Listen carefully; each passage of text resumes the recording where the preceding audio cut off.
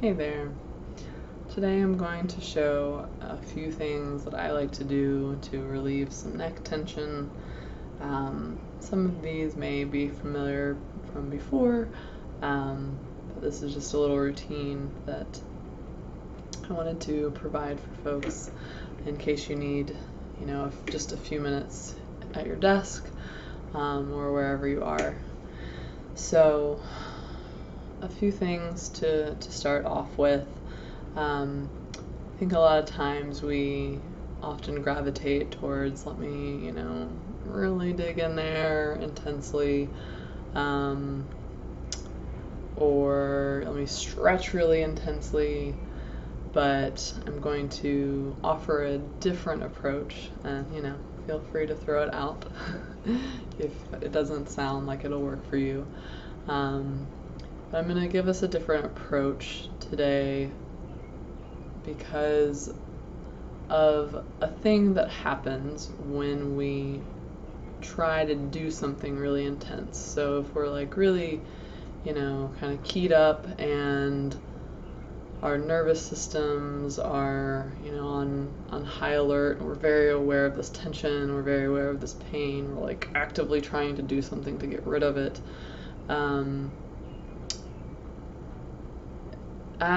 Just say if you really tensed up your body to actively add more tension, push into your neck, just say, your whole body is still in this kind of fight mode, right? So you're tense and you're transferring tension into whatever part of your body that you're working on. So I often, in my massage practice, will encourage folks for us to go slow. It's not that we might not go deep or go hard, but I believe in the importance of settling the nervous system and allowing the body to respond and listening to our bodies enough that we can hear their response. So if something, feels really, really tense, instead of trying to just plow through it, perhaps a different approach could be to take a little more time, give ourselves a little more space to sink in, and then allow the muscle to start to relax and the body to start to relax so that we can go even deeper and in that way also not cause further soreness or pain by trying to get through a really tight muscle that is not ready for it. So one thing that I often suggest to folks is, literally just take 2 fingers and maybe on a part that, you feel a little tension but not too much. So, maybe find a part in your arm that's I feel like a little bit of tension right there, but it's not a trigger point or really knotted up or anything. And I'm just going to allow those pads of my fingers to just rest here while we're talking.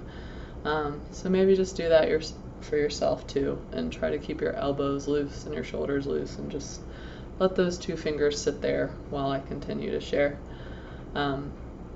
And don't worry about it. Just forget about it for a minute. So we'll come back to this, but see if this approach might be something that resonates with you, and if it is, awesome, and if it's not, let it float on through. So a way that I often stretch in a similar manner, instead of just trying to really go for it with my neck, I will start slowly, and maybe instead of a big figure 8 with my head, I'm just going to break that into really small parts. So maybe I just do a little scoop motion to the left and then back to center. And maybe I do a little scoop motion to the right, back to center.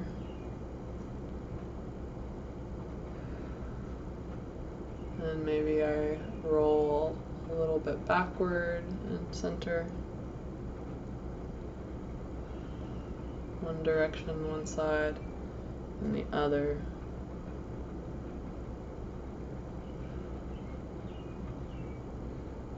And don't worry too much about like directions and where your neck is. Just the point is to break it down into parts. So now I'm doing a little bit of a figure 8. Imagining my nose is like making an infinity symbol or figure 8. And anytime I feel tension, instead of trying to like push through it and like, oh, I'm going to stretch that, I'm just going to breathe each time I notice some tension on my path. So I'm going to turn this figure 8 into one that is kind of more like this. And I'm noticing, oh, there's a little tension. I'm just going to pause actually and breathe into that. And before I continue my path, I'm just going to see if another breath in and out might actually soften that muscle a little bit and then allow me a little bit of greater ease to continue on that path. Alright, now I'm going to draw our attention back to these 2 fingers here. I just want you to notice how that muscle under your fingers feel now. Is there any more wiggle? Is there any more kind of squishiness? Does it feel like something kind of like melted or opened up a little bit?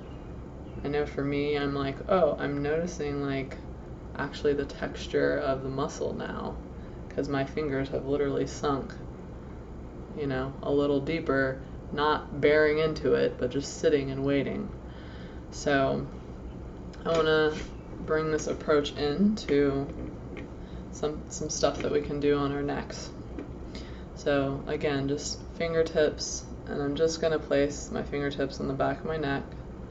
I'm just going to let my shoulders hang and my elbows hang. And we can just sit here. And so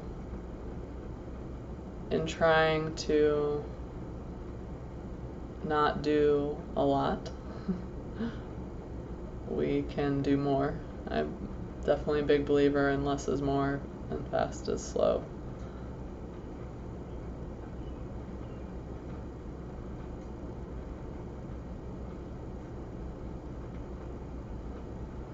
So as your fingertips start to sink into the back of your neck, if it feels good, you can also do a little bit of circles.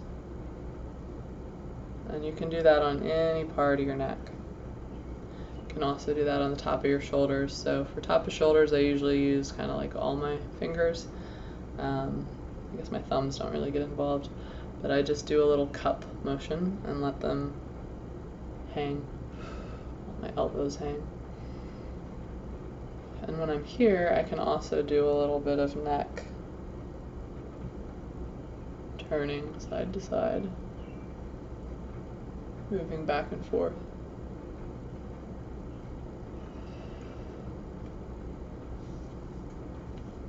If you want to get the base of your skull, which is often a really tight area, like the base of our skulls where the neck connects, it's called the occiput.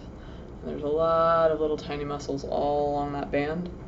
So what I'll do is I'll take my finger pads and just kind of sink them here, and I'm just going to let my shoulders drop, my elbows drop.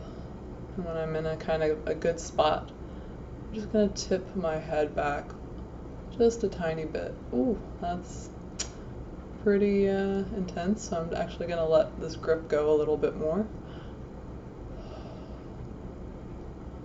I'm going to try to relax my jaw.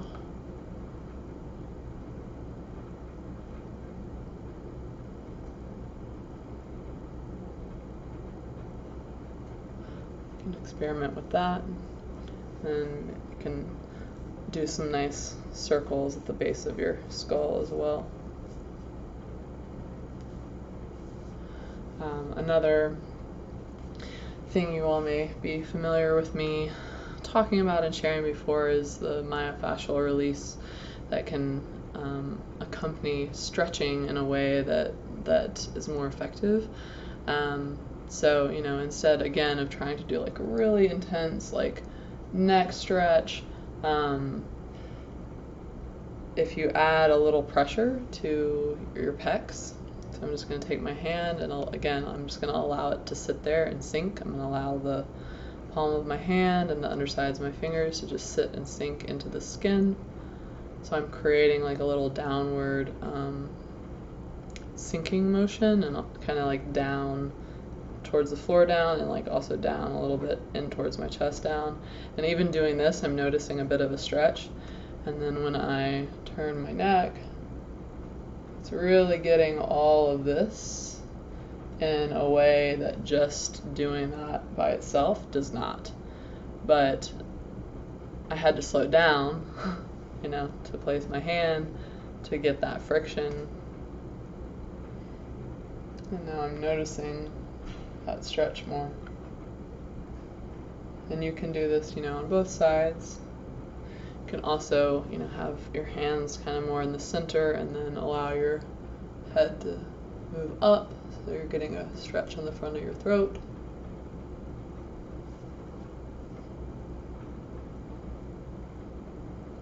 Then you can do your hands on your shoulders again when you look down.